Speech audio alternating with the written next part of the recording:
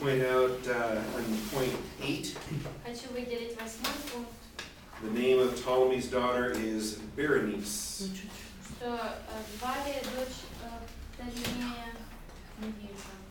Берения какая-то. And I'm curious what Berenice looks like in Russian. What is Berenice? Point 8. The daughter. I'm pretty sure it should be V. Yeah. V. This is my mother's name. Это имя моей мамы. Comes from Greek into English. It's my Из mother's name. греческого в английский перешел. It starts with a V. Yeah, okay. And my mother hated that name. Моя мама ненавидела это имя. Okay. But now she has a new name. Но теперь у нее новое имя. Because she's with Jesus in heaven. Потому что она на небесах с Иисусом.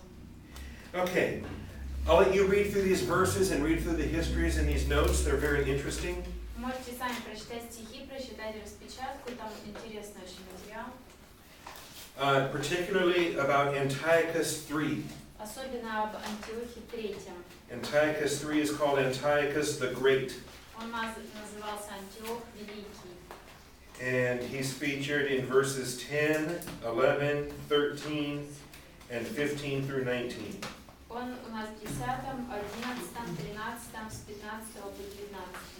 And he was the closest of any of the descendants that ever tried to match what Alexander achieved. Из всех последующих после Александра Македонского он ближе всего в своей власти приблизился к нему. And I give kind of a summary of him in point 13. В 3 стихе, в 13 пункте я немножко подвожу основную информацию о нем написал. And the reasons why Antiochus III could not do any more than he could do was because Rome was on the rise. И причина, по которой вот этот Антиох III не смог дальше продвинуться в своей власти, потому что Рим уже начинал подниматься, приближаться к ним. And he was thwarted by a Roman named Cornelius Scipio. И потому что у вас написано, Корнилий Скипий был послан из Рима. And so we understand that this is what the prophecies were speaking of when we go from Babylon to Persia, Greece to Rome. И вот мы понимаем, что именно об этом и говорилось пророчество, когда мы идем исторически от Вавилона к Персии, Греции и Риму. Greece does not last forever, it's overthrown by Rome. И Греция не правит вечно, ее власть опрокидывается Римом. Now when we reach point 15, I do want to bring these things to your attention. И 15 пункт, хочу еще кое-что там вам отметить. Because verses 21 through 35 all focus on Antiochus Epiphanes. Потому что с 21 по 35 стих описывается Антиох Эпифан. Antiochus the fourth, 4 Антиох Epiphanes. Эпифан. From verse 21 С 21 through 35. до 35. That's a lot of verses. Это много стихов. That's a lot of verses. Много стихов на него. Why so many verses? Почему так много стихов выделено? Most of these don't get but one verse or two. Многие из них всего лишь один стих, 2 стиха описывают какого-то одного правителя. Even Antiochus III the Great didn't get so many verses. Даже Антиох III Великий, не так много стихов выделено на него.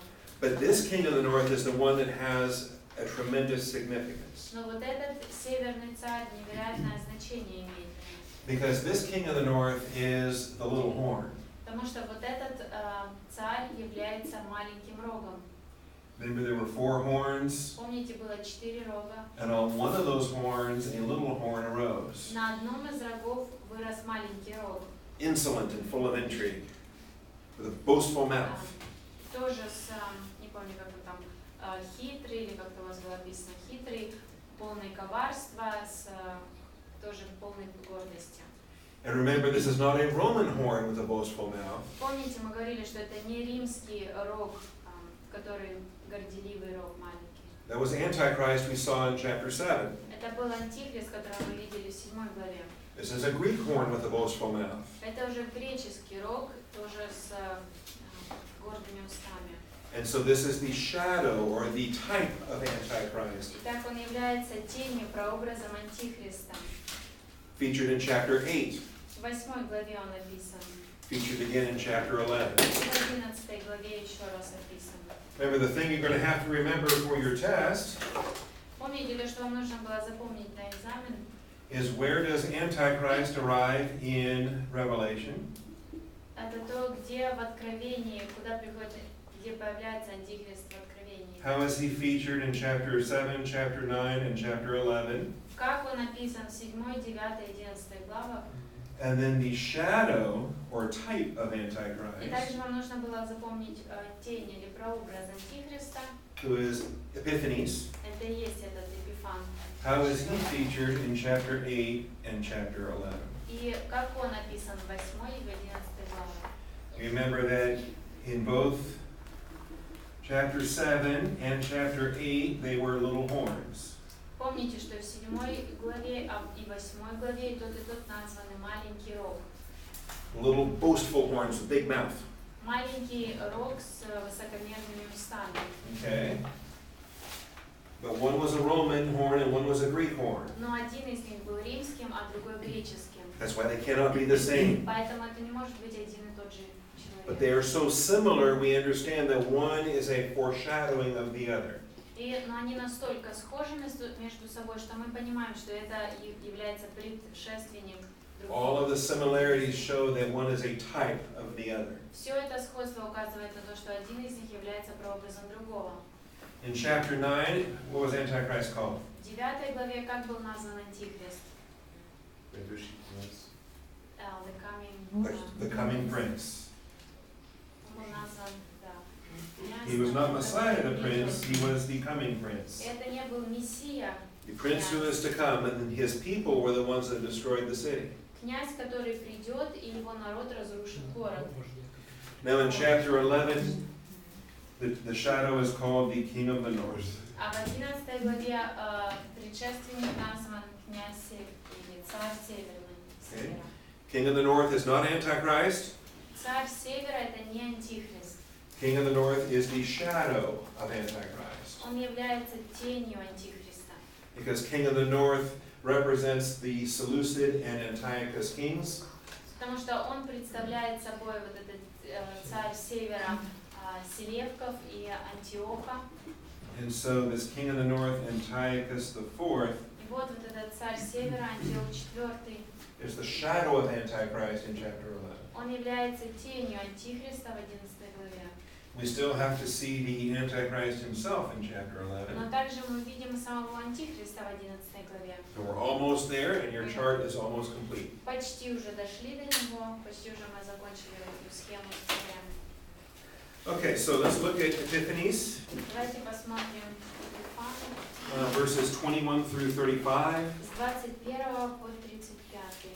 And that's a lot of verses, but let's go ahead and read them. Давайте прочтем все эти стихи, их много. І стане на його місце погоджуваний, та не дадуть йому царської пошани. Але він прийде непомітно і опанує царство лестощами. А війська, що затоплювали, він затопить і знищить, і навіть самого володаря, що з ним поєднався. А від часу поєднання з ним він робитиме обману і підійметься, і зміцниться малим народом. Він увійде непомітно в сито округу і зробить те, чого не робили батьки його та батьки його батьків. Він порозкидає їм награбоване і здобич, і маєток, і на твердині буде замишляти свої задуми, але до часу. І він збудить свою силу та своє серце на південного царя з великим військом. А південний цар підготовить до війни з військом великим та дуже міцним. Та не встоїть, бо замишляють на нього задуми. А ті, що їдять його поживу, поб'ють його. І його військо позаливає край. І попадають численні забиті. А серце обох цих царів буде налихе. І при одному столі вони будуть говорити неправду, але не буде успіху, бо кінець буде ще відкладений на означений час. І він вернеться до свого краю з великим маєтком, а його серце буде проти святого заповіту. І він зробить і вернеться до свого краю, на умовлений час він повернеться і прийде на південь, але останнє не буде, як перше. І прийдуть на нього китайські кораблі, і він налякається і вернеться, і буде чинити опір святому заповітові, і зробить своє. І він вернеться і погодиться з тими, хто покинув святий заповіт. І повстануть його війська та й зневажать святиню, твердиню і спинять сталу жертву, і поставлять гидоту спустошення. А тих, хто чинить несправедливо на заповіт, він прихилить через лестощі, а народ, що знає свого Бога, зміцніє та й діятиме. А розумні з народу навчать багатьох, але спіткнуться об меча та полум'я, об полон та грабіж якийсь час. А коли вони спіткнуться, будуть споможені малою поміччю, хоч до них прилучиться багато хто лестощами. А дехто з тих розумних спіткнуться, щоб очистити себе, і щоб вибілитися аж до кінцевого часу, бо ще час до умовленого часу. Okay, thank you. Спасибо. That's a lot of verses. Много стихов, And there's a lot of points in your notes. и много это пунктов в ваших And it starts with распечатках. point 15 and goes down through point 21. Начиная с 15 и до 21 пункта. So there's a lot of detail that becomes very interesting. Много деталей, которые очень интересными становятся. You know, he is a despicable person. It's the first word that describes him in verse 21. Первое описание, которое мы видим о нем. He didn't deserve his throne, but he took it by intrigue. Презренный у нас назван. Первое описание, которое мы видим в 21-м. И он завоюет, заберет эту власть в свои руки. And in verse 23 we see that he doesn't keep his alliances. В 23-м мы видим, что он не верен своим договорам, соглашениям. Very similar to Antichrist, who makes a treaty and betrays it halfway through. Это очень похоже на Антихриста, который тоже заключает союз, но потом нарушает его посреди.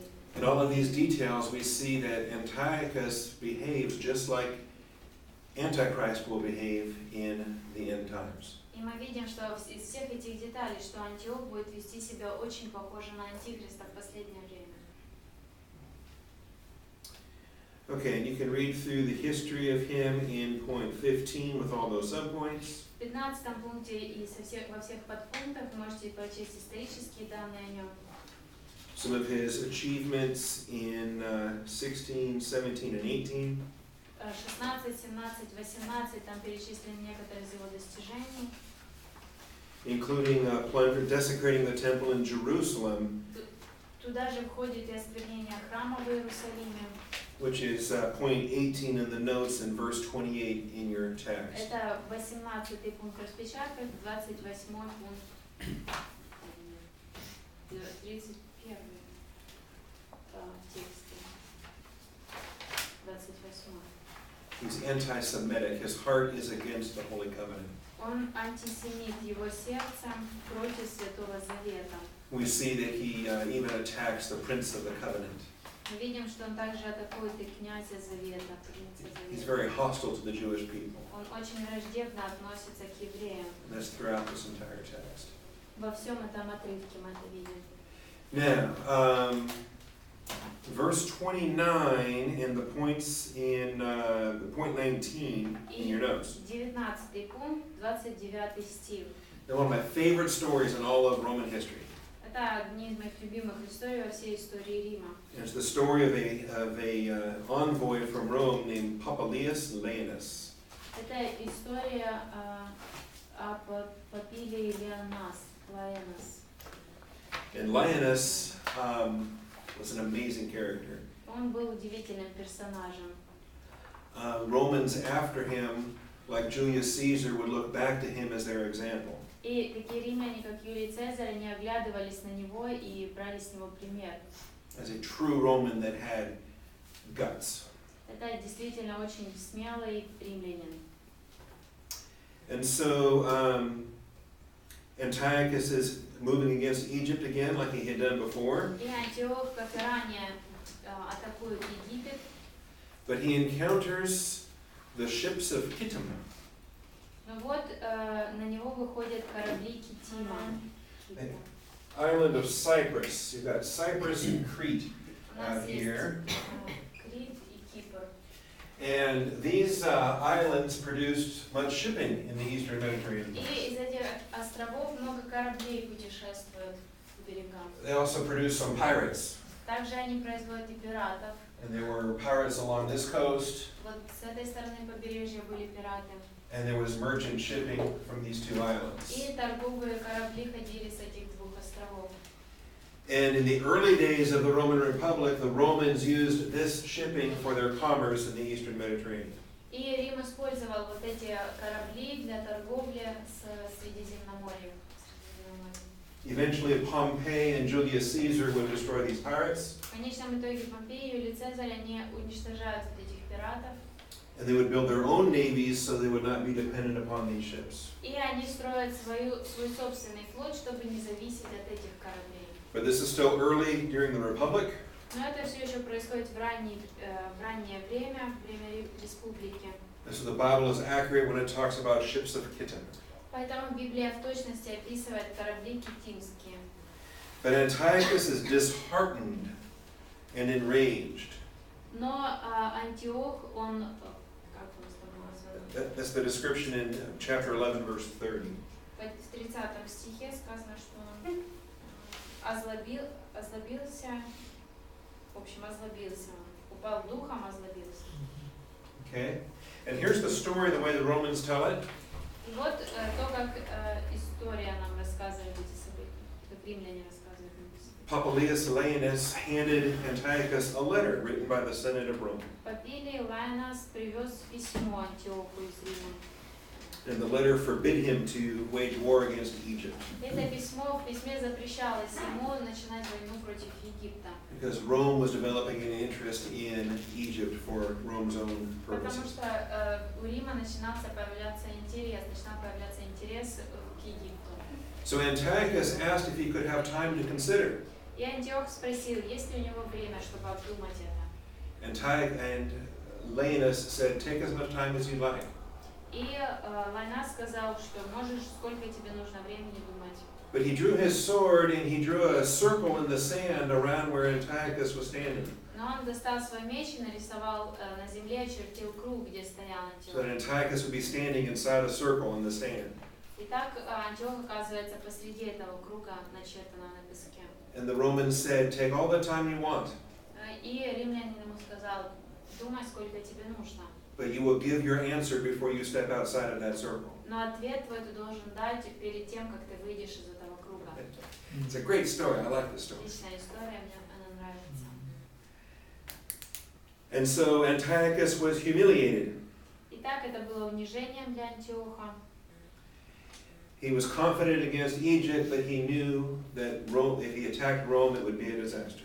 И он хотел атаковать Египет, но знал, что если он пойдет против Рима, это будет для него. So he loses heart and returns to his own land. Итак, он упал духом и возвращается в свою землю. And for the second time, he will take out his anger against the Jews. И второй раз он изливает свой гнев на евреев. He had previously plundered them, and now he will plunder them again. Вот перед этим он уже ограбил их, и теперь он собирается ограбить их снова. And he even has some renegade Jews that turn and help him.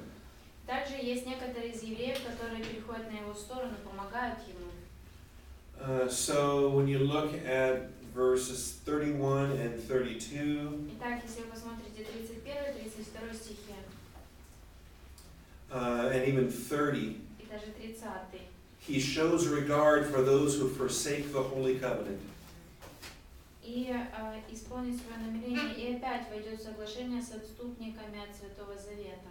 So any Jewish people who want to walk away from the law, they can join him in his Greek pagan. Итак, всякий еврей, который хочет отойти от закона, может обратиться к нему, стать язычником. And then he desecrates the temple. Затем он оскверняет храм, He stops the Jewish sacrifices, останавливает жертвы евреев and he sets up an abomination of desolation. и останавливает мерзость запустения. Now, this cannot be the final abomination of desolation, Итак, это не может быть вот этой конечной мерзостью запустения. and this cannot be the one that Daniel spoke of in chapter 9. Также это не может быть та мерзость, о которой говорил Даниил в 9 главе. Because the one Daniel spoke of in chapter 9 was a Roman desolation. Потому что то, о чем говорил Даниил, это была мерзость, поставленная римлянами. That does not take place until after the 69th week is complete. А это происходит уже после завершения 69-й седмины. This chapter is before the 69th week is complete. Но вот эта глава описывает события до завершения 69-й седмины. And so within the book of Daniel itself, we understand there are distinctions we must deal with. Итак, в самой книге Даниила есть разные различия между событиями, которые нам нужно учитывать. In addition to the testimony of Jesus in Matthew 25. И это все еще в добавку к тому, о чем говорит Иисус в Матфея 25. Because Jesus says that the abomination is still coming, it's not the past one of Antiochus. Потому что Иисус говорит, что мерзость все еще будет в будущем, это не та, которую совершил Антиох. Not Matthew 25, Matthew 24. 24 Матфея, не 25 глава. Okay. And what he does, I put in your notes in point 20, subpoint E. 20-й пункт распечатках, под пункт И, там написано, что же он сделал. On December 16th, 167 BC, he builds an altar to Zeus. 16 декабря 167 года до Христа он поставил жертвенник Зевсу. And he offers a pig on that altar. И принес жертву свинью на этом жертвеннике. Pigs, of course, are unclean animals in the law of Moses. Конечно же, мы знаем, что по закону Моисея свинья это нечистое животное. And every month, the Jews were forced to offer a pig on the 25th of every month. И 25 числа каждого месяца от евреев требовалось приносить жертву свинью. Because that was Antiochus' birthday, was the 25th. Потому что 25 это было его день рождения. Okay. Antiochus promised the Jews great reward if they would set aside the God of Israel and worship Zeus. И также он обещал большую награду тем евреям, которые откажутся поклоняться истинному Богу и будут поклоняться Зевсу. However, a small remnant remained faithful to God and refused to engage in those practices. Tем не менее, небольшой остаток все-таки выбрал быть верными Богу и отказывались от этого поклонения Зевсу. Okay, and Antiochus dies insane in Persia in 163. И в 163-м он умирает в Персии в состоянии сумасшествия. Okay. Point 21 21 пункт. Is verses 33 through 35. Это 33-35 стихи. And this kind of serves as an epilogue to Antiochus. Это своего рода эпилог повествованию об Антиохе. It talks about faithful Jews that resist. Там говорится о верных евреях, которые противостоят. And we understand historically that there are faithful Jews that resist, called the Maccabees. И мы из истории знаем об этой группе верных евреев, которые противостоят, и они названы Маккабеями. And there's some written books called First Maccabees and Second И Maccabees. также написаны были книги тогда, о них первое Маккабеям и второе They don't Маккабеям. belong in the Bible. Они не являются частью Библии, They are not part of the canon, они не являются частью канона, but they are valuable history но это ценная и историческая информация, because they tell us about what happens in between the Old Testament and the New Testament. потому что в них говорится, что происходило в период между Ветхим Заветом и Новым Заветом. And so you have notes there in A, B, C, and D under point 21. И у нас в 21 пункте есть 4 подпункта. Okay, and I won't take time today to deal with all of that. И больше об этом сегодня мы уже не будем. Now we have something very important. Теперь мы переходим к чему-то очень важному. Verse 36, then the king will do as he pleases. 36 стих. «И будет поступать царь тот по своему произволу». Now don't just read verse 36 by itself. Но не читайте 36 стих отдельно от всего остального. Have some fun with me as we go back to verse 5. Давайте немножко со мной поиграем, вернувшись к 5 стиху. Okay, what do we see? Let me give me one moment.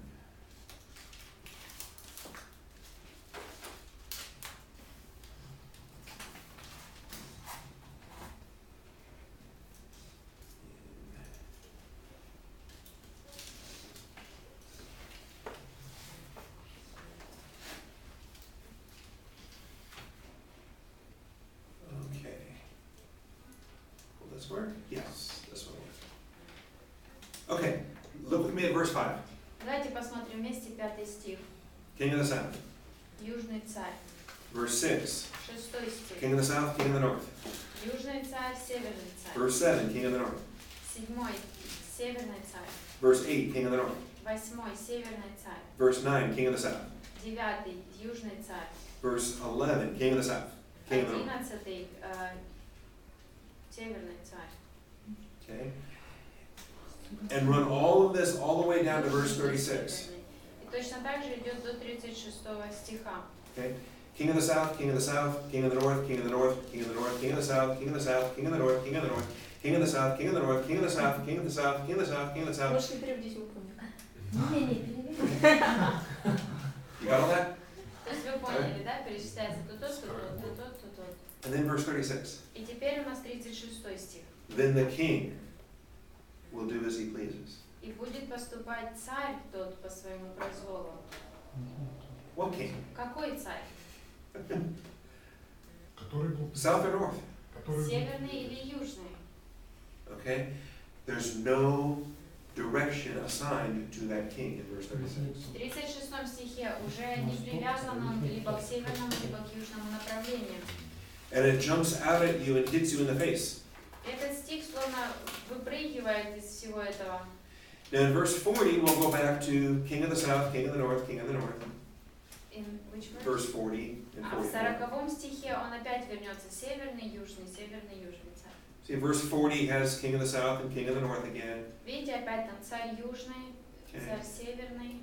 So в 40. we go back to that in 40 through 45. Итак, с 40 по 45 мы опять возвращаемся к вот такому. But there's something different that's happening in 36 through 39. Но с 36 по 39 кое-что другое происходит. And it jumps out at you and it hits you in the face. Это что-то неожиданное, что бросается в глаза. Because of all the previous king of the south, king of the north, king of the south, king of the north statements. Потому что это выделяется из всего того, что до этого у нас постоянно мы шли от севера к югу, от севера к югу. And we have 4 verses that are talking about the king. И вот у нас 4 стиха, которые говорят о каком-то царе, тот царь. And we have what I call a prophetic shift in the text. И здесь у нас то, что я называю пророческий сдвиг в тексте.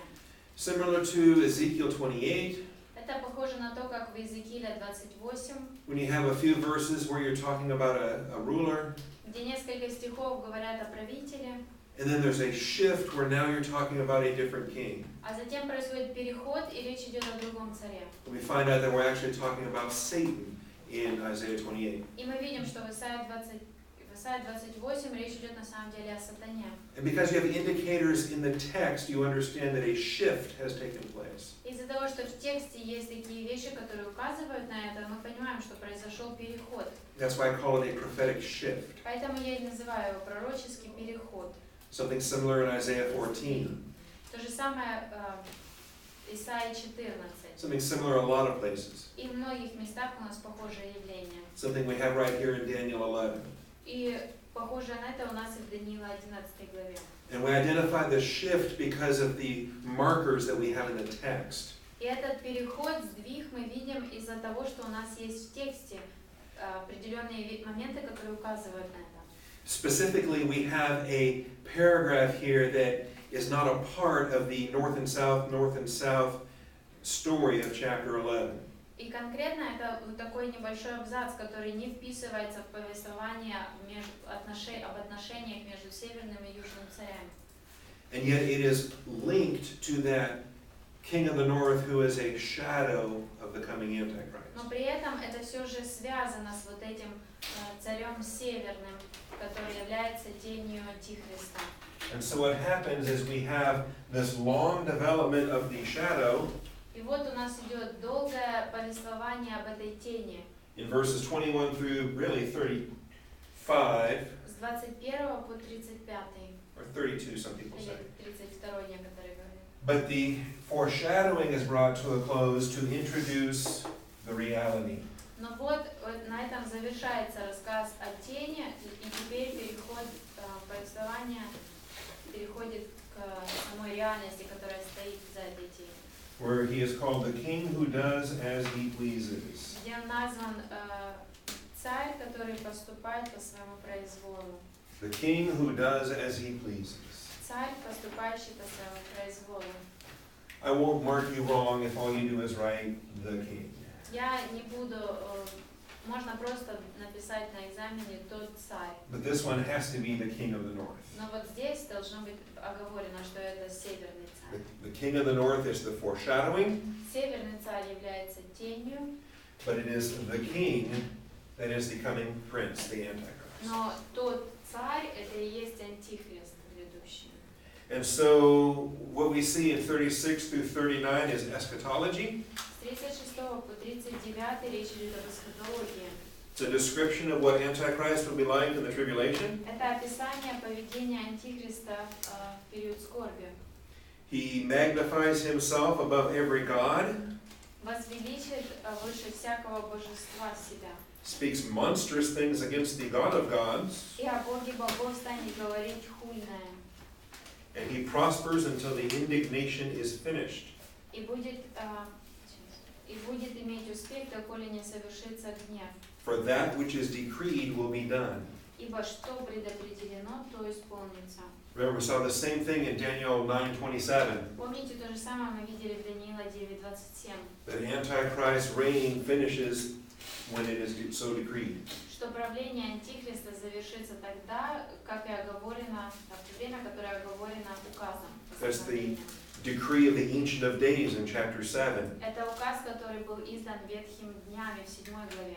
when he rules against the Antichrist and in favor of the Son of Man. Когда он осуждает антихриста, но наоборот поощряет Сына Человеческого. So chapter 7, chapter 9, and chapter 11 are all in agreement Итак, 7, 9, 11 есть согласие между этими главами. that this little horn, this coming prince, and this king will all come to an end when God decrees. Что вот этот маленький рог, вождь, который придет, и тот царь, который по своему произволу поступает, им придет конец, когда по указу Бога. Verse 37 has a lot of debate. По поводу 37-го много споров есть. He will show no regard for the gods of his fathers. He doesn't care about the Roman pantheon. И о богах отцов своих он не помыслит, то есть ему наплевать на римский пантеон. Or, if he is truly Nephilim, then he doesn't care about the program of the fallen angels. Или же, если он действительно является нефалимом, то ему особо нет дела до программ падших ангелов. You know, Jesus is an imitator of God the Father. Иисус, являясь имитатором Бога Отца, Antichrist is an imitator of Satan. также и антихрист имитирует сатану. And just as Satan magnifies himself and hates God's authority, Точно так же, как сатана превозносит себя и ненавидит власть Бога, it's reasonable to see how Antichrist would magnify himself and hate Satan's authority. вполне обоснованно считать, что и антихрист будет возносить себя и ненавидеть власть Бога. Even though it is the dragon that gives authority and power to the beast. Несмотря на то, что именно дракон дает силу и власть зверю. He's still going to hate him for it. При этом он будет и ненавидеть его за это. Можно уточнение? Будете ненавидеть власть сатаны или власть Бога? Он сказал Satan's authority или God's authority? Satan's. Я не так перевела, да? Он будет ненавидеть власть сатаны, получается. Антихрист будет ненавидеть власть So, сатаны. Antichrist is going to hate the authority of Satan. I think so. Да. I think so. Спасибо. Because of his pride and his exaltation. Из-за его гордости и превозносения. The verse also says that he will show no regard for the desire of women. Также в стихе сказано, не помыслит и не о желании жен. And that gets a lot of debate too. Об этом тоже много споров идет. Is he going to be homosexual? Будет ли он гомосексуалистом? Okay. We used to joke that this is why Bill Clinton could not be the Antichrist. Раньше мы шутили, что поэтому мы знаем точно, что Билл Клинтон не является антихристом. Because Bill Clinton desired many women. Потому что у него было желание к многим женам. I think there's more to it than that. Но я думаю, что здесь глубже смысл, чем просто вот такой. The desire of women speaks of the seed of the woman, the birth of the Christ. Желание жен, речь идет о семени жены, о рождении Христа. You could take desire of women as an idiom that refers to the birth of our Savior.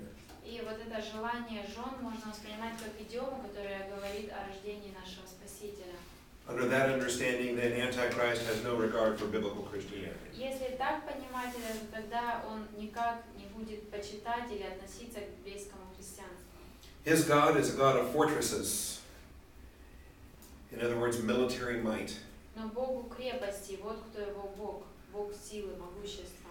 Fortresses, we understand in 2 Corinthians, are philosophies of thinking that enslave the mind. И вот эта крепости, как во 2 Коринфянам, мы воспринимаем это как крепости, которые мы выстраиваем у себя в разуме. We're supposed to tear down fortresses and take every thought captive. Мы должны разбивать эти крепости и пленять всякую мысль. In any event, this is detail of what we have to keep in mind when we study Antichrist in the book of Revelation. Опять-таки, это одна из деталей, о которых нам следует помнить, когда мы будем изучать Откровение. Okay, so in your notes under point 22, I show you about the prophetic switch. И в 22 пункте в распечатках я вам описал там вот этот пророческий переход. And different details on the king who does as he pleases. И разные детали по поводу вот того царя, который поступать будет по своему произволу. And show you how his pride is related to the pride of Satan. Я показала вам, как его гордость соотносится с гордостью сатаны, The pride of Nebuchadnezzar, с гордостью Навуходоносора and the pride of Antiochus Epiphanes. и Антиоха Епифана. Also the pride of Antichrist that is featured in 2 Thessalonians 2:4. Также с гордостью Антихриста, которая описана Фессалоникийцам 2:4. Also, 22 has a lot of subpoints, В 22 пункте у вас много подпунктов A through L. от A до L. Okay, and some of these, like in F, you've got references to Daniel 7 as well as Revelation 13. Например, подпункт F у вас там пункт относится к ссылке Даниила 7 и также Откровение 13. So we see that it's not only the immediate context where we identify the shift, Итак, мы видим, что не только из ближайшего контекста мы можем распознать вот этот переход, but it's also parallel passages where we understand that these verses cannot be talking about Antiochus Epiphanes. но также из параллельных отрывков мы видим, что невозможно, чтобы эти стихи по-прежнему говорили об Антиохии Епифании.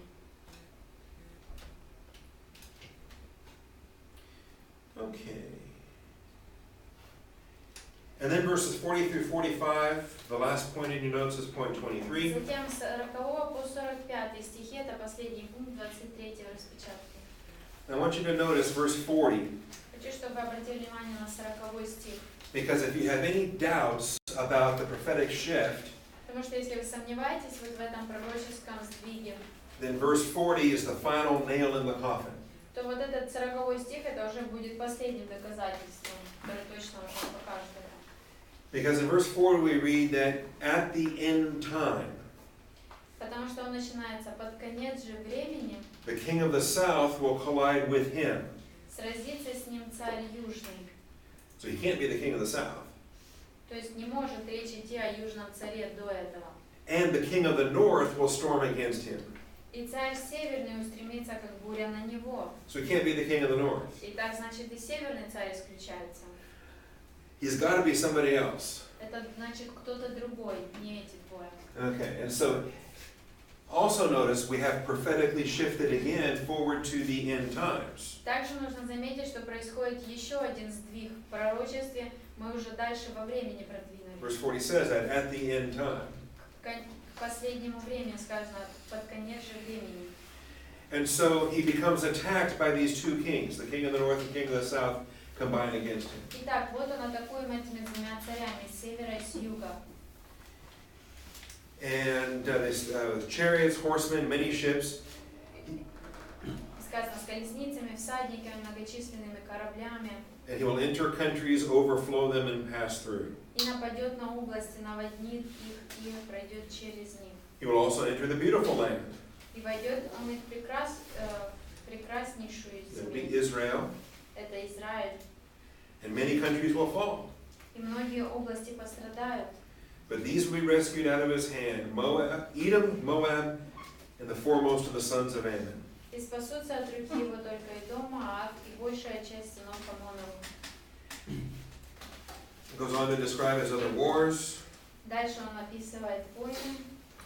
Egypt, Libya, Ethiopia. Египет, Ливия, Эфиопия. Okay, they follow at his heels, Они like последуют за ним. little puppy dogs following along at his heels. Как маленькие щенки, они будут бежать за ним. They decide, this guy's a conqueror, we want to follow him. Они увидят, что этот человек завоевывает, и мы хотим следовать за ним. But rumors from the east and the north will disturb him. Но слухи с востока и с севера встревожат его. And so he goes forth with great wrath. И выйдет он в величайшей ярости. And he pitches his tents, verse 45, he pitches the tents of his royal pavilion between the seas and the beautiful holy mountain, yet he comes to his end and no one will help him. 45. И раскинет он царские шатры свои между морем и горою преславного святилища, но придет к своему концу, и никто не поможет ему.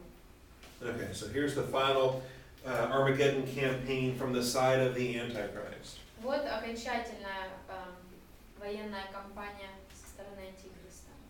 Remember, Antichrist is not, he doesn't start off as a worldwide empire. Помните, что Антихрист изначально не был всемирной империей. He starts off as a regional empire. Он начинает с того, что он был региональной империей.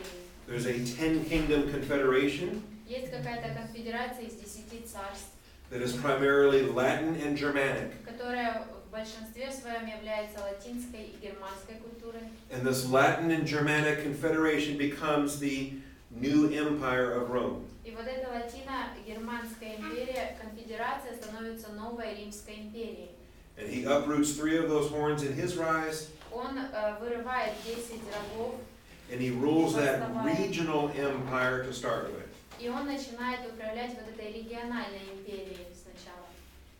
But then he will go from a regional rule to a global rule. Но затем региональную свою империю он распространит повсемирно. He will reach a point when he seizes the energy resources in the Middle East. When he seizes these regions in the Middle East. Он затем дойдет до того, что он будет видеть вот эти регионы, захватит ближневосточные регионы. That he will be able to enforce his economy on the entire world. И он сумеет свою экономику распространить по всему миру, установить по всему He миру. will institute the mark in the one world economy, the mark of the beast. И он установит знак зверя, и повсемирная экономика будет под его контролем. And the one world economy for buying and selling. Повсемирно будет система, чтобы купить, продать, что там установлено. He puts this pavilion in Jerusalem. Установит шатер свой в Иерусалиме. So he moves his capital from where it was at first to now Jerusalem to rule the world. И так он перенесет свою столицу из того места, где она была, теперь в Иерусалим, чтобы управлять миром. And yet rumors from the east and the north disturb him. Но при этом его встревожат слухи с востока и с севера. And so he still has wrath. Так он все еще в нем есть ярость. All right, now these are your notes under point 23. Это у вас распечатка в 23-м пункте. Now understand, king of the north and king of the south in eschatology. Теперь следует разбираться, что значит северный царь, южный царь в эсхатологии. We know that Greece is gone. Мы знаем, что Греции уже нет. There are no more Ptolemies, there are no more Seleucids. Нет уже Птолемеев, нет Селевков. The Greeks were swept away when the Romans rose to power. И греки были убраны, когда Рим восстал к власти. But we still accept that the language of north and south Но мы также принимаем, что присутствует еще вот эта лексика север и юг. most likely still applies to the regions of Syria and Egypt. скорее всего, по-прежнему относится к вот этим регионам Сирии и Египта. So in eschatology, it's not the same people. То есть эсхатологически это не те же самые люди. It's not Seleucids and Ptolemies. Это не Селевки и Птолемеи. But it would be Syrians and Egyptians. Но это будут сирийцы и египтяне. Something interesting as we watch the news today in those particular regions. Это интересно сегодня, когда мы смотрим новости, слушать про вот эти регионы. It's also quite frustrating for Satan Также для сатаны это тоже его это бескураживает. because he has exalted his son as this great man of peace. Потому что он превознес, возвеличил своего сына, как вот этого мужа, человека мира. Antichrist rides a white horse in Revelation В Откровении Антихрист бежает на белом коне. because he's a man of peace, bringing peace to the world. Потому что он миротворец, он вносит мир во весь мир. But the king of the north and the king of the south are not cooperating with his peace program. Но вот этот царь на севере и на юге, они не хотят сотрудничать с ним в его программе мирной. And so they come storming against him И так они атакуют, как буря его, while he's here in this land. когда он находится вот в этой земле. Okay. The rumors from the east and the north, I think we learn about in Revelation chapter 9, in Revelation chapter 16. Слухи с востока и с севера, я думаю, это то, что мы видим в Откровении. Which chapter? Revelation 9 and Revelation 16. 9 и 16 главах Откровения. And I've put the point in point 23, subpoint C. И вас под пункт С в 23 пункте. Most likely there are 200 million demons. 200 million demon-possessed soldiers that are coming from China. Скорее всего, это будет 200 миллионов одержимых бесами солдат из Китая. And we will learn next week that the abyss will be unlocked by Abaddon. На следующей неделе мы узнаем, что бездна будет открыта Авадоном. And that 200 million demons will flood this earth. И 200 миллионов демонов заполонят эту землю. And that the Euphrates River is going to be dried up. И что река Ефрат высохнет. And a massive army, an unthinkably large army, comes from the far east. И невероятно сильная, огромнейшая армия идет из Дальнего Востока. And so I believe, my opinion, Опять-таки, это мое мнение, я считаю, that this world will see 200 million Chinese demoniacs. что в этом мире, окажется, армия появится из 200 миллионов одержимых And they are китайцев. marching into Israel. И они будут маршировать в сторону Израиля. And why does that make Antichrist angry? Почему это гневает Антихриста? Why does it disturb him? Почему это беспокоит его, смущает? Because they're not coming to attack him. Потому что они идут не для того, чтобы атаковать его. They're coming to join him. Они идут, чтобы присоединиться к нему. And what we're going to see in Revelation И в Откровении мы увидим, is that when all of these armies arrive and join his armies, что когда все эти армии придут и присоединятся к его армиям, they're going to come up here and take their stand at Armageddon. они встанут здесь и займут свою позицию при Армагеддоне. Because the sign of Jesus Christ will appear in the sky. Потому что знамение Иисуса Христа появится в небе. And Jesus Christ and all the saints are returning at Second Advent. И Иисус Христос со всеми своими святыми возвращается во втором пришествии. And so, as we see here, he pitches his tent in the royal pavilion between the seas and the beautiful holy mountain.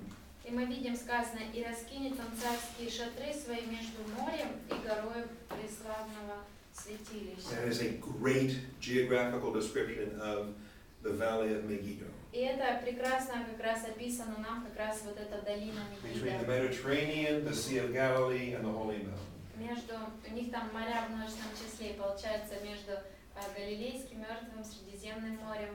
And we will see in Revelation that it is there they take their stand against the return of И Christ. в Откровении мы видим, что как раз именно там они встанут, займут позицию при возвращении Христа. Когда они поместятся в долине Меги, то есть она 20 километров всего лишь, маленькое поле.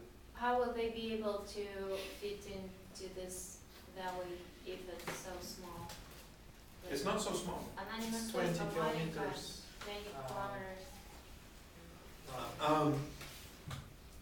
I've got some resources on that. It's not so small. У меня есть некоторая информация об этом, она не настолько маленькая. And the Chinese are used to fitting a lot of people in very small places. Раньше китайцы могли очень много людей в очень маленькое пространство. When you look at the population density of some of these places. Если посмотреть на то, сколько населения в некоторых из этих местах. Good question. Хороший вопрос. Okay. Any questions on chapter 11? Есть вопросы по 11 главе? Есть маленький вопрос про большое число. Откуда берется 200 миллионов? Where did you get this number, 200 million? Revelation chapter 9. Откровение 9 глава. When the angel of the abyss comes down and he unlocks the abyss and releases the demons. Там, где ангел приходит и открывает бездну и высвобождает этих бесов. That's a big number. Это большое число. America cannot field 200 million people. Америка не может вместить в себя 200 миллионов. Russia cannot field 200 million soldiers. Россия не сможет столько солдат. But China can. Но Китай может. There's a lot of Chinese people. Много китайцев там есть. And they've been murdering a lot of the Chinese girl babies. Они даже убивают некоторых младенцев, девочек. They got a lot of Chinese boys that can't get married and raise families. Много получается у них китайцев мальчиков, которые вырастают, но жениться не на ком. They've been murdering a lot of those Chinese girl babies for a long, long time. И уже долгое время они убивают младенцев, новорожденных девочек. It's kind of interesting, isn't it? Довольно интересно, да? Other questions? Еще есть вопросы? Okay. Tell you what, let's do 5 minutes early. Давайте на 5 минут раньше уйдем. So, do I teach chapter 12 in 5 minutes? Смогу ли я за 5 минут рассказать 12 главу? Do you care about chapter 12? Вам интересно 12 глава? Да, конечно. There's no questions about chapter 12 on your exam. На экзамене по 12 главе вопросов нет. So do you care about chapter? Итак, вам очень интересно? А по 11? Okay. 5 minutes early, so take lunch. Come back at 12:35.